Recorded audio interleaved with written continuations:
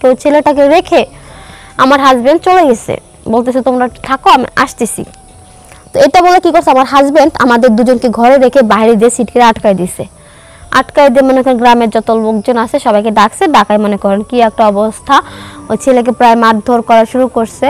পরে বলতেছে যে হ্যাঁ তোমাকে ছাড়বো, কিন্তু শর্ত আছে, তোমার এই মেয়েটাকে যে তুমি নষ্ট করতে চাইছো বা ইয়া করতে চাইছো তার ইয়া দেওয়া লাগবে, মানে মেয়েটার ক্ষতিপূরণ দেওয়া লাগবে। তো এগুলো বলার পর হচ্ছে আরও তার কাছ থেকে 1,20,000 টাকা তারা দাবি করে, আর নাহলে ছেলেকে ছাড়বে না। পরে এলা ছেলের ফ্যামিলিকে খবর দিয়ে মনে করে এরকমভাবে টাকা নিল 1,20,000 টাকা। তো ওই জায়গার থেকে হচ্ছে মানে কিছু না খাওয়ালে তো তার আসতো না, তো তাদেরকে কিছু দিছে, 20,000 টাকা তাদের দিছে, 1,00,000 টাকা আমাদের ছিল।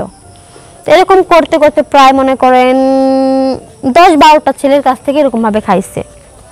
কিন্তু না মানে খাইতে খাইতে একটা কথা আছে না, যে কোনো জিনিসের একটা লিমিট থাকে, এবার আমরা লিমিট ক্রস করে ফেলছি। মানে এখন না আমার এরকম নিজের থেকে নিজে অনেক লজ্জাবোধ হইতেছে যে আমাকে দিয়ে ধরতে গেলে আমার হাজবেন্ড কিন্তু একটা ব্যবসা করাইতেছে, নানান ধরনের ছেলে আনতেছে, আইনা আমাদের তার কাছ থেকে আমাকে অপমান করতেছে, এগুলো ভিডিও করতেছে, ভাইরাল করবে এরকম ভয় দেখাতেছে, দেখায় তার কাছ থেকে টাকা ইনকাম করতেছে। এখন না আমার এগুলো ইচ্ছা হইতেছে না এইভাবে টাকা ইনকাম করা। আসসালামু আলাইকুম, সবাই কেমন আছেন? আশা করি সবাই ভালো আছেন, আমিও ভালো আছি। আজকে কিছু কথা আপনাদের সাথে শেয়ার করার জন্য আমি চলে আসছি। তো আজকে হচ্ছে আমার হাজবেন্ডের কিছু কথা আপনাদের কাছে শেয়ার করব। মানে আমার হাজবেন্ড না প্রথম অনেকটাই ভালো ছিল, আমাকে অনেকটা ভালোবাসতো। তো প্রথম আমাদের সংসারটা ভালোই চলতো। তো এক সময় মনে কর অভাব, একটা কথা আছে, অভাবে না স্বভাব নষ্ট হয়ে যায়। তো এরকম হয়েছে আমার হাজবেন্ডের অবস্থা। যে কোনো একটা পরিস্থিতি আমার হাজবেন্ডের যত ব্যবসা আছে যত কিছু আছে সব আমরা লোকসান খাইছি, লস হয়েছে আমাদের। তো সেখান থেকে মনে করেন আমার হাজবেন্ড কি করলো, সে নতুন একটা বিজনেস তার মাথায় চলে আসলো, যাকে বলে শয়তান না বুদ্ধি যারে কয়, ওগুলো আর কি চলে আসছে। তো আসার পরে হচ্ছে আমাকে বলতেছে সে যে দেখো আমাদের তো এরকম অবস্থা, একটা কিন্তু উপায় আছে, আমরা কিন্তু অনায়াসে কষ্ট ছাড়াই কিন্তু টাকা ইনকাম করতে পারবো। আমি ভাবলাম যে কি এমন ইনকাম আছে যে আমরা পরিশ্রম ছাড়াই টাকা ইনকাম করব। বলতেছে হ্যাঁ এটা তো একটু রিস্ক আছে, কিন্তু কোনো সমস্যা না, তুমি পারবা কিনা। আমি বললাম কি বলো তো আগে। পরে বলতেছে আর কি যে উনি হচ্ছে মনে করে এরকমভাবে বন্ধুত্ব ফ্রেন্ডশিপ করবে, করে হচ্ছে সে আমাদের বাসায় নিয়ে আসবে, তার সাথে একটা রিলেশনশিপের মতো রেখে বা সে হচ্ছে চলে যাবে এরকম একটা কিছু আর কি। তো ওখানে এরকমভাবে কর দেবে, কর দিয়ে হচ্ছে তার কাছ থেকে টাকা আদায় করবে। তো এরকমভাবে আর কি প্ল্যান করলো। তো প্রথম আমি না করছিলাম, পরবর্তীতে রাজি হয়ে গেছি যে এত সহজে যদি টাকা ইনকাম করা যায় তাহলে তো অনেকটা ভালোই হয়। পরে হচ্ছে রাজি হয়ে গেলাম। তো 3-4 দিন পর আমার হাজবেন্ড একটা ছেলে নিয়ে আসছে। বয়স কত হবে, বেশি না, 19 বা 20 হবে এরকম বয়স।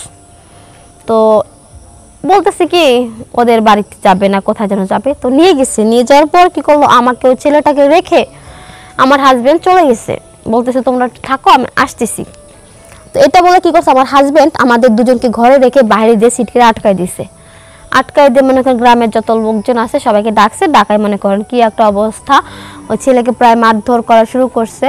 পরে বলতেছে যে হ্যাঁ তোমাকে ছাড়বো, কিন্তু শর্ত আছে, তোমার এই মেয়েটাকে যে তুমি নষ্ট করতে চাইছো বা ইয়া করতে চাইছো তার ইয়া দেওয়া লাগবে, মানে মেয়েটার ক্ষতিপূরণ দেওয়া লাগবে। তো এগুলো বলার পর হচ্ছে আরও তার কাছ থেকে 1,20,000 টাকা তারা দাবি করে, আর নাহলে ছেলেকে ছাড়বে না।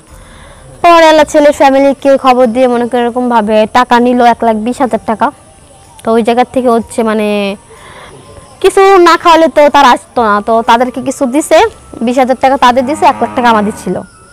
এরকম করতে করতে প্রায় মনে করেন 10-12টা ছেলের কাছ থেকে এরকমভাবে খাইছে। কিন্তু না মানে খাইতে খাইতে একটা কথা আছে না, যে কোনো জিনিসের একটা লিমিট থাকে, এবার আমরা লিমিট ক্রস করে ফেলছি। মানে এখন না আমার এরকম নিজের থেকে নিজে অনেক লজ্জাবোধ হইতেছে যে আমাকে দিয়ে ধরতে গেলে আমার হাজবেন্ড কিন্তু একটা ব্যবসা করাইতেছে, নানান ধরনের ছেলে আনতেছে, আইনা আমাদের তার কাছ থেকে আমাকে অপমান করতেছে, এগুলো ভিডিও করতেছে, ভাইরাল করবে এরকম ভয় দেখাতেছে, দেখায় তার কাছ থেকে টাকা ইনকাম করতেছে। এখন না আমার এগুলো ইচ্ছা হইতেছে না এইভাবে টাকা ইনকাম করা। তো আমি আমার হাজবেন্ডকে বললাম যে দেখো আমি আর এখন আর তোমার সাথে আর নাই, আমি এরকম কাজ করতে পারবো না। আমি যা করছি ভুল করছি, আমার ভুল আমি বুঝতে পারছি, তো আমি এরকম কোনো কাজ করব না আর। পরে সে আমাকে হচ্ছে ব্ল্যাকমেল করতেছে, দেখো তুমি যদি না করো তাহলে হচ্ছে আমার কাছে কিন্তু ভিডিওগুলো আছে, আমি কিন্তু ভিডিওগুলো ভাইরাল করে দেব। আমাকে সে এরকম কোনো ব্ল্যাকমেল করে। তো আমি এরকম তারপর ব্ল্যাকমেল শিকার যেহেতু, আমি এরকম করে আরও 2-3টা কাজ করলাম।